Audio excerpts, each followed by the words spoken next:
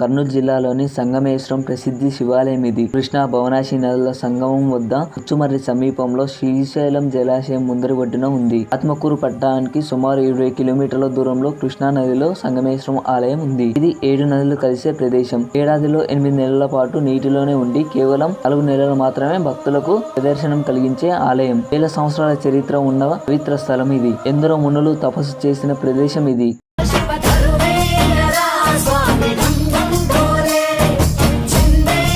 పూర్వం ఈ ప్రాంతంలో దక్ష యజ్ఞం జరిగిందని, ఆ సమయంలో దక్షుడు సతీదేవిని అవమానించడంతో ఆమె యజ్ఞవాటికలో పడి మరణించిందని స్థల పురాణం చెబుతుంది. సతీదేవి శరీర నివృత్తి జరిగిన ప్రాంతం కాబట్టి నివృత్తి సంగమేశ్వరాలయంగా ప్రసిద్ధికెక్కింది. పాండవుల వనవాస సమయంలో ధర్మరాజు ఇక్కడ శివలింగాన్ని ప్రతిష్ఠించాలని నిర్ణయించాడు. ఆయన ఆదేశంతో శివలింగం తీసుకురావడానికి కాశీకి వెళ్లిన భీముడు ప్రతిష్ఠ సమయానికి రాలేదు. ఋషుల సూచన మేరకు వేపమొద్దుని శివలింగంగా మలిచి ప్రతిష్ఠించి పూజలు చేశాడు ధర్మరాజు. దీంతో ఆగ్రహం చెందిన భీముడు తాను తెచ్చిన శివలింగాన్ని నదిలో విసిరేశాడు. భీముడిని శాంతింపజేయడానికి అతను తెచ్చిన శివలింగాన్ని నది తీరంలోనే ప్రతిష్ఠించి భీమలింగంగా దానికి పేరు పెట్టాడు.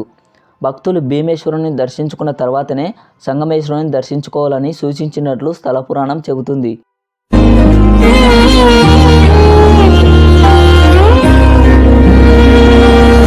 ఒకప్పుడు ఒక వెలుగు వెలిగిన ఆలయం క్రమంగా శిథిలమైపోయింది. ప్రస్తుతం కనిపిస్తున్న ఆలయాన్ని సుమారు 200 సంవత్సరాల క్రితం స్థానిక ప్రజలు నిర్మించారు. సుమారు 1,20,000 చదరపు అడుగుల విస్తీర్ణంలో ఆలయంతో పాటు చుట్టూ ప్రకారం నిర్మించినట్లు శిథిలాలను చూస్తే అర్థమవుతుంది. ఈ ప్రకారానికి ఉత్తరాన గోపురం ద్వారా పశ్చిమ దక్షిణ ద్వారాలపై మండపాలు నిర్మింపబడి ఉండేవని చరిత్ర చెబుతుంది. కానీ ప్రస్తుతం అవేవి కనిపించవు. ప్రస్తుతం కనిపించే ప్రధాన ఆలయం అత్యంత సాదాసీదగా ఉంటుంది. ముఖమండపం పూర్తిగా శిథిలమైపోగా అంతరాలయం, గర్భాలయాలు మాత్రమే దర్శనమిస్తున్నాయి. గర్భాలయాల్లో సంగమేశ్వరుడు పూజలు అందుకుంటున్నాడు. శివుడి వెనుక వైపున ఎడమ భాగంలో శ్రీ లలితాదేవి, కుడివైపున వినాయకుడు దర్శనమిస్తాడు.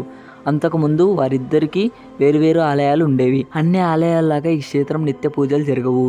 ఈ ఆలయం ఎక్కువ రోజులు శ్రీశైలం ప్రాజెక్టు నీటిలో మునిగిపోవడమే కారణం. మరో విషయం, వేల సంవత్సరాల క్రితం సంగమేశ్వరాలయం ప్రతిష్ఠించిన వేపలింగం ఇప్పటికీ చెక్కు చెదరకపోవడం ఒకంత ఆశ్చర్యం కలిగిస్తుంది. ఈ ఆలయం మొదట నది ఒడ్డున ఉండేది. శ్రీశైలం డ్యాం నిర్మాణం తరువాత సంగమేశ్వరాలయం 23 ఏళ్ల పాటు నీటిలోనే మునిగిపోయింది. అసలు ఇక్కడ ఆలయం ఉండేది అనే విషయాన్ని కూడా జనం మర్చిపోయారు. 2003 తర్వాత శ్రీశైలం డ్యాం నీటి మట్టం పడిపోయిన కాలంలో మాత్రమే ఆలయం నీటి నుంచి బయటపడుతుంది. అప్పటి నుంచి తిరిగి ఆలయంలో పూజలు ప్రారంభమయ్యాయి.